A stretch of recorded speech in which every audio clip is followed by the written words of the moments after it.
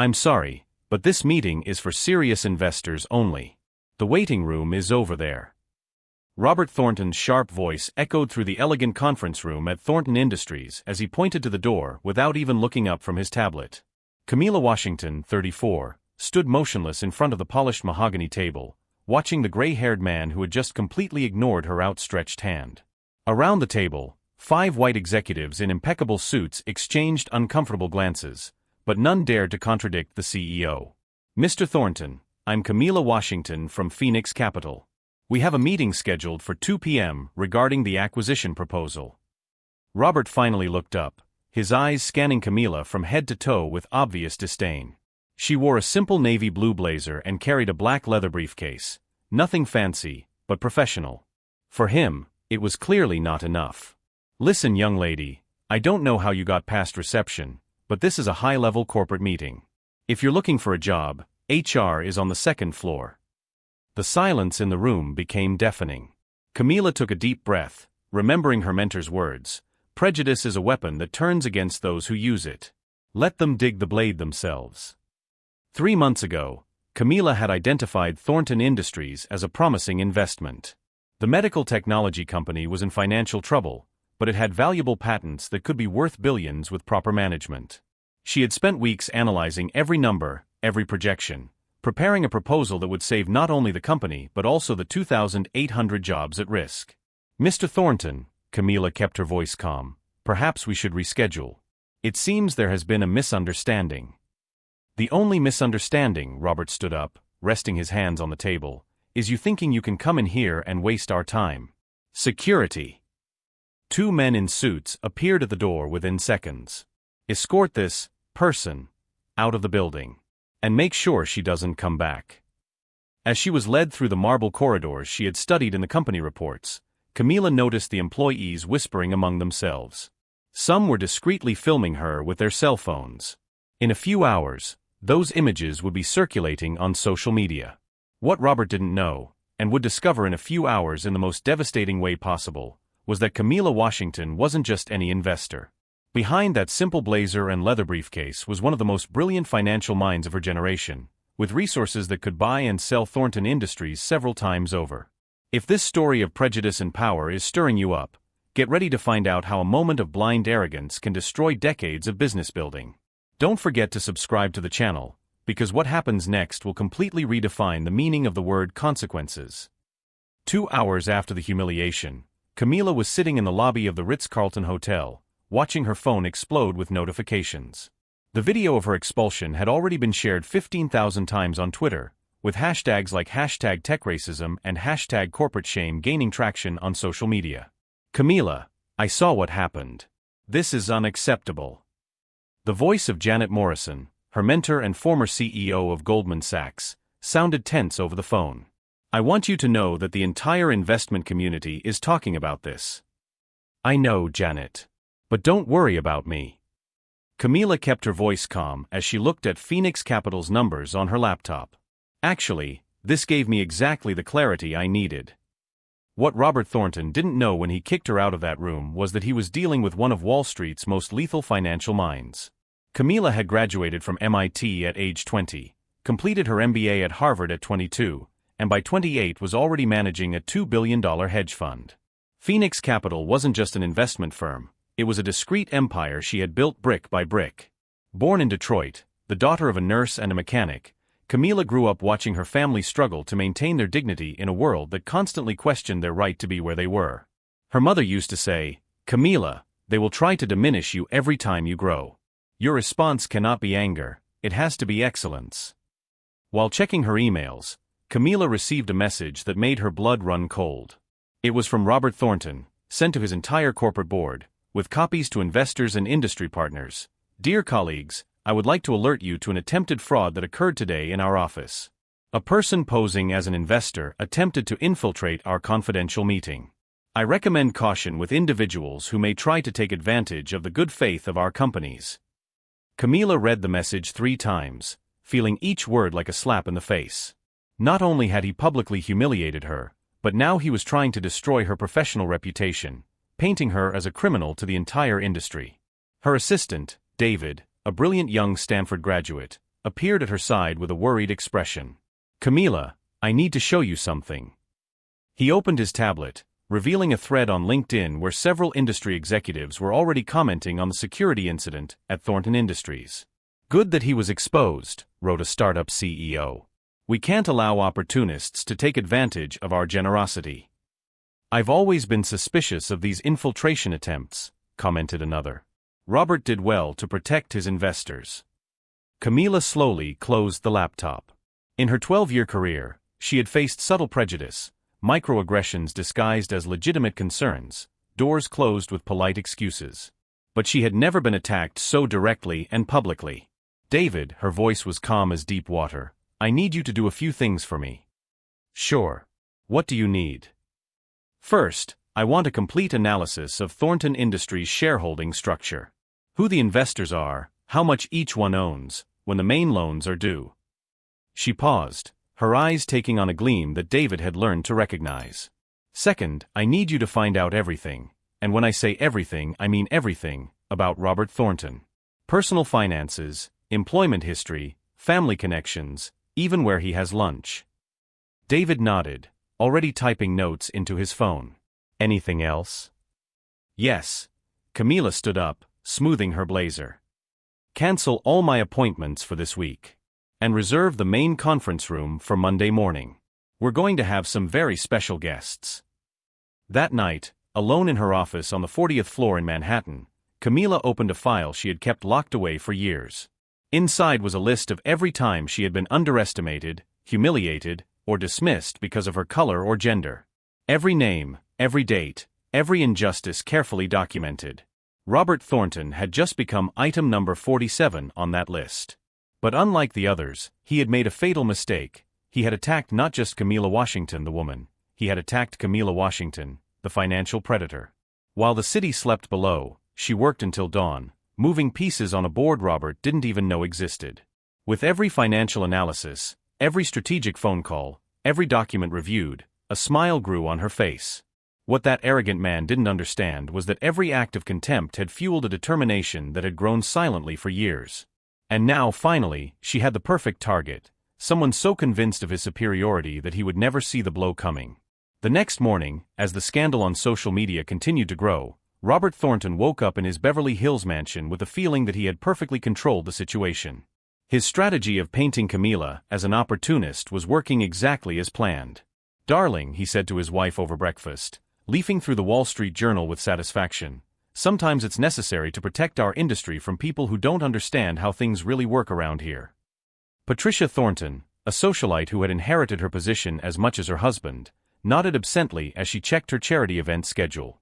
"You've always known how to handle these inconveniences, Robert."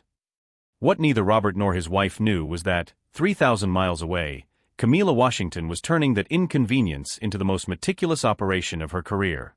In her office at Phoenix Capital, glass walls offered a panoramic view of Manhattan as she coordinated an investigation that would make the FBI look like amateurs.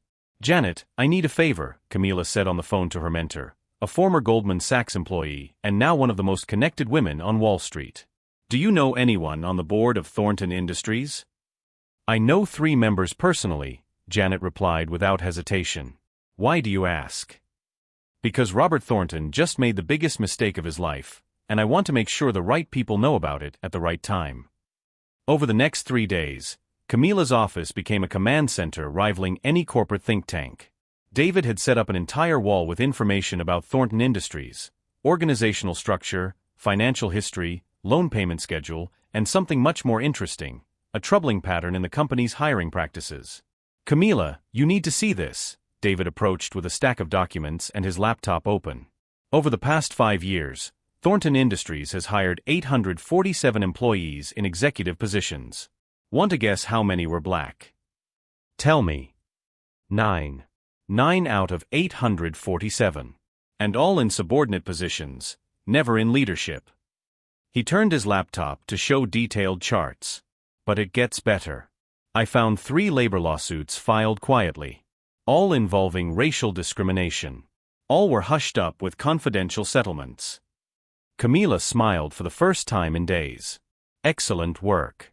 Now I want you to do one more thing. I need a complete analysis of the company's current financial situation. Debts, cash flow, when the main loans are due. Already done. David moved on to the next slide. Thornton Industries has a very serious problem. They owe $340 million to Consortium Bank, and the payment is due in 45 days. The only way they can pay it off is by finding new investors or selling the company. The pieces of the puzzle began to fall into place in Camila's mind. Robert hadn't just humiliated her out of prejudice, he had destroyed his own financial salvation. The irony was delicious. That afternoon, Camila received a call that would change everything. It was Victoria Chun, CEO of Dragon Investment Group, one of Robert's main competitors in the tech industry. Camila, I saw what happened. This is unacceptable. Victoria got straight to the point. Robert has always been a dinosaur, but this time he crossed the line. Thank you for your support, Victoria. It means a lot. Actually, I want to do more than just support you. How about lunch tomorrow? I have a proposal that might interest you. The next day, at the elegant 11 Madison Park restaurant, Victoria presented an offer that made Camila realize that her revenge could be even more spectacular than she had imagined. Dragon Investment has been watching Thornton Industries for months, Victoria explained as she delicately cut her salmon. The company has valuable technology, but it's sinking due to poor management. We were considering a hostile takeover bid, but with their financial problems now. You want to partner with me to buy the company? Camila asked. I want more than that. I want you to lead the operation. Imagine the poetry, the woman Robert publicly humiliated becoming the new owner of his company. Camila put her fork down and looked out the window, watching the hustle and bustle of Manhattan. For a moment, she allowed herself to imagine Robert discovering that he had just handed his company over on a silver platter to the person he despised most. I'll think about your proposal, she said finally. Don't take too long. The deadline for his loans is tight, and other people are also eyeing the company.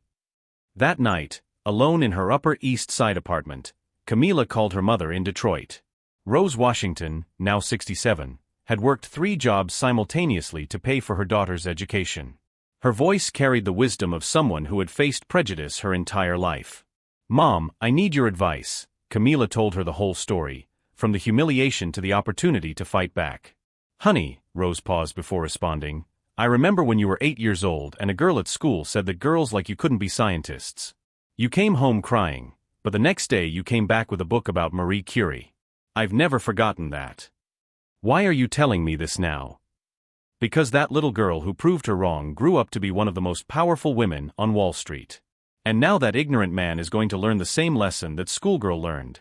Never underestimate a Washington. When Camila hung up the phone, her decision was made. It wasn't just about revenge, it was about justice, about showing that talent and determination always win out over prejudice and arrogance. The next morning, she called Victoria Chun. I accept your offer. But we do it my way. What's your way? We want Robert to know exactly who is buying his company. When he signs the papers, I want to be sitting across the table from him, looking him straight in the eye. As Camila finalized the details of an acquisition that would rewrite her personal history and that of Robert Thornton, something extraordinary was taking shape, a perfect demonstration that underestimating someone based on prejudice is not only morally wrong, it's financially suicidal. The man who had refused to shake her hand was about to discover that he had just handed her the keys to his empire. Monday, 9 a.m. Robert Thornton adjusted his favorite Italian tie and smiled at his reflection in the executive bathroom mirror. In 2 hours, he would finalize the emergency loan that would save Thornton Industries. Consortium Bank had agreed to a 60-day extension, enough time to find new investors and completely forget about the incident with that woman from the week before. Mr. Thornton, his secretary intercommed, the representatives from Phoenix Capital have arrived for the 11 a.m. meeting. Robert frowned. What meeting? I don't have anything scheduled with Phoenix Capital. Sir, they said it's about the acquisition proposal. They're in the conference room with Mr. Matthews from Consortium Bank. Robert's world began to crumble at that very moment, but he didn't know it yet. He went down to the 15th floor where the main conference room was occupied by 8 people in business suits. At the end of the table, he recognized James Matthews, Vice President of Consortium Bank, and next to him, Good morning, Mr. Thornton. Camila Washington stood up gracefully, extending her hand with a smile that didn't reach her eyes. "Thank you for welcoming us to your company. Or should I say, to our future acquisition." Robert froze. Literally froze. His hand remained suspended in the air, just as he had done with Camilla a week earlier, but this time out of sheer shock and mounting terror. What is going on here?" His voice came out as a hoarse whisper. James Matthews opened a thick folder. "Robert, Phoenix Capital has made a formal offer to acquire Thornton Industries in its entirety. The proposal includes immediate repayment of all company debts, including our $340 million loan." "That's impossible. Phoenix Capital isn't a real company. That woman is a—" Robert stopped mid-sentence, realizing where he was stepping. "A what, Mr. Thornton?" Camilla sat up slowly, her eyes fixed on him. "Please finish your sentence. I'm genuinely curious to know how you would describe me to your banking partners." Victoria Chun, CEO of Dragon Investment Group, entered the room at that moment with 2 lawyers. "Sorry for the delay. The traffic was terrible." She greeted Robert with professional coldness. "Robert, I hope you don't mind that I've partnered with Camilla on this deal. When I heard about last week's incident, I felt it was important to show solidarity." The blood drained completely from Robert's face. Victoria Chun controlled one of the largest investment companies on the West Coast. If she was here, it meant that. "Let me explain the situation." Camilla opened her laptop, projecting numbers on the screen. "Your company owes $340 million to Consortium Bank, $180 million to suppliers, and $95 million in other loans. Total, $615 million. Your current cash flow allows you to survive for a maximum of 23 days. Robert sank into his chair. The numbers were correct down to the last penny. "Our proposal is simple," Camilla continued. "We pay all the debts, keep all 2,800 employees, and offer you an advisory position, or a generous severance package." "But how?" Robert stammered, trying to process the information. "You are a black woman whom you judged incapable of being a serious investor?" Camilla leaned forward. "Allow me to clarify a few facts. Phoenix Capital manages $4.2 billion in assets. Our portfolio includes stakes in 78 companies, 61 of which have had returns of over 300% in the last 5 years. David, Camilla's assistant, distributed dossiers to everyone at the table. These are the due diligence documents we prepared on Thornton Industries. They include financial analyses, management audits, and," he paused dramatically, "a report on discriminatory practices at the company." Robert opened the dossier with trembling hands. The first page contained a photo of him pointing at Camilla in the lobby, with the headline, "Thornton Industries CEO expels black investor worth $4 billion. The second page listed the 3 racial discrimination lawsuits his company had hushed up in recent years. The third showed hiring statistics that revealed a systematic pattern of exclusion. Where did you get this?" His voice was almost inaudible. "Public investigation, Mr. Thornton. All perfectly legal." Camilla leafed through the dossier. "But here's the interesting part. Page 47, please." Robert turned the pages with fingers that wouldn't stop shaking. Page 47 showed screenshots of internal company emails, including messages from him questioning the cultural fit of qualified black candidates.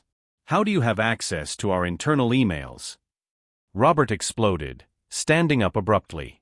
"A whistleblower," Victoria Chun replied calmly. "Someone within your company who was outraged by what they witnessed last week and decided to collaborate with us. This is blackmail. This is justice," Camilla interrupted, her voice cutting like ice. "You publicly humiliated me, tried to destroy my professional reputation, and now you're finding out that your actions have consequences." James Matthews cleared his throat. "Robert, I must inform you that, given the circumstances, Consortium Bank is re-evaluating our partnership with Thornton Industries. The reputational exposure is significant." "What does that mean?" Robert knew the answer, but he needed to hear it. "It means that without the acquisition of Phoenix Capital, we call our loan immediately. You would have 72 hours to pay off $340 million or declare bankruptcy." The silence in the room was deafening. Robert looked at every face around the table, searching for some sign of mercy or sympathy. He found none. "Why are you doing this to me?" His voice sounded pathetic, almost childish. Camila closed her laptop and stood up. "Because you made the mistake of believing that your arrogance was more powerful than my competence. Because you thought that your skin color and your position gave you the right to humiliate other people. And mainly because you believed that your actions would have no consequences." She walked until she was directly in front of Robert. "But the real reason is this: 2,800 families depend on this company to survive. They don't deserve to lose their jobs because of your prejudices." Robert sank back into his chair, completely defeated. What do you want from me?" "Sign these documents." Victoria pushed a stack of papers across the table, transferring 80% of the company's shares to Phoenix Capital for $50 million, exactly the amount of your personal debts that we discovered during our investigation. $50 million? The company is worth. It was worth $800 million before the discrimination scandal became public, David commented casually. But with the lawsuits that will be filed, the negative media exposure, and the flight of investors, our conservative estimate is that, without intervention, the company will be worth approximately zero in 30 days. And if I refuse? Camila smiled for the first time since she had arrived. Then you will be remembered as the CEO who destroyed a $500 million company because you refused to greet a black woman. Your story will become a case study in business schools about how prejudice is financially suicidal. Robert looked at the documents. 80% of everything he had built, reduced to a pile of papers waiting for his signature. His company, his legacy, his reputation, all in the hands of the woman he had treated like trash. "Did you record our conversation last week?" "It wasn't necessary," Camila pointed to her phone. 15 people filmed your performance. The video has 2.3 million views on TikTok. #TechRacism has been trending for 4 days. With hands shaking uncontrollably, Robert signed each page of the documents. With each signature, he felt pieces of his identity being torn away. When he was done, he remained seated, staring at his own hands as if they belonged to someone else. "Welcome to the new Thornton Industries," Camila announced to the room. "Our first change will be a mandatory diversity and inclusion program for all executives. The second will be a complete audit of hiring practices. And the third," she looked directly at Robert, "will be to ensure that every person who works here is treated with the dignity they deserve, regardless of the color of their skin." As Robert left the conference room of the company that was no longer his, one last realization hit him like a punch in the stomach. He had handed over his empire to the very person he despised the most, and worst of all, he knew she deserved much more than he could ever understand. 6 months later, Thornton Industries, now renamed Phoenix Tech Solutions, was unrecognizable.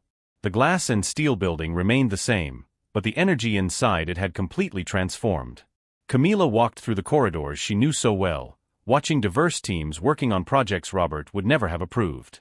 The company that had nearly gone bankrupt under prejudiced management was now recording 340% growth in just half a year.